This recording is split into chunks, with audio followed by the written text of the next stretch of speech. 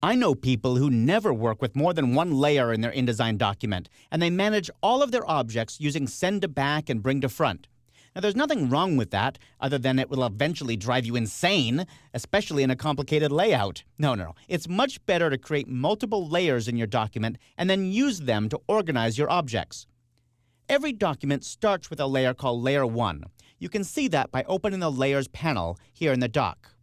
There's Layer 1, and all my objects are currently on that layer.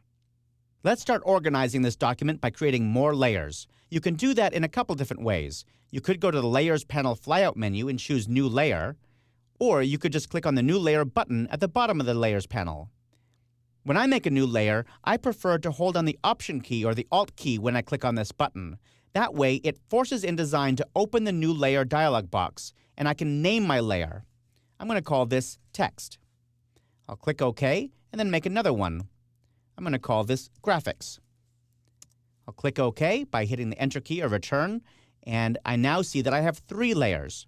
So how do I get my objects onto those layers? Well, I'll select one of my objects on my page, and you'll see that in the Layers panel, this little blue square shows up. That little blue square is a proxy for whatever is selected on the page right now. And I can drag that blue square from Layer 1 up onto the text layer. When I let go, we can see that the blue square turned into a red square, and the object changed its color as well. The object itself didn't change, but the frame edge highlighting did. The edge highlighting always reflects the color of the layer. The text layer right now is red, so this is red. Once again, this color change does not change how this document will print or export to PDF. It only changes it on screen for reference. Okay, let's go move the other text frames. I'll click on this one and shift-click on these others, and then drag that little proxy icon up to the text layer. Now let's handle our graphics. I'm simply going to select all of these graphics by shift-clicking on them, and drag that up to the graphics layer. When I move those images up onto the graphics layer, you can see that they moved on top of the text. Of course, that's because the graphics layer is sitting on top of the text layer. So I'd like to move all of those graphics down to below the text layer, and I can do that simply by clicking and dragging the graphics layer down until I see the black bar between text and Layer 1. I'll let go, and all the graphics move down as well. I see one more problem here, and that is this orange frame should be between the image and the graphic. So I'm going to select that frame and move it up to the text layer. But now it's sitting on top of the text frame. That's not what I want either. I want to move it down so it's between that text frame and the graphic.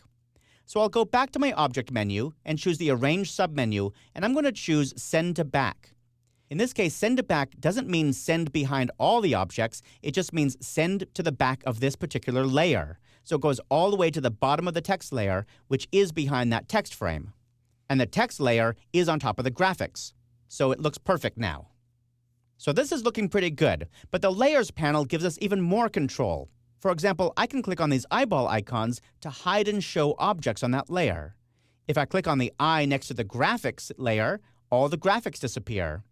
I'll turn that back on and turn off the text layer. On a complicated layout, when you're trying to manipulate certain objects, being able to turn off all the non-important objects is really helpful. Another thing you might do if in a complicated layout is lock layers. For example, I can click in the second column next to the text layer, and that locks all the objects on that layer.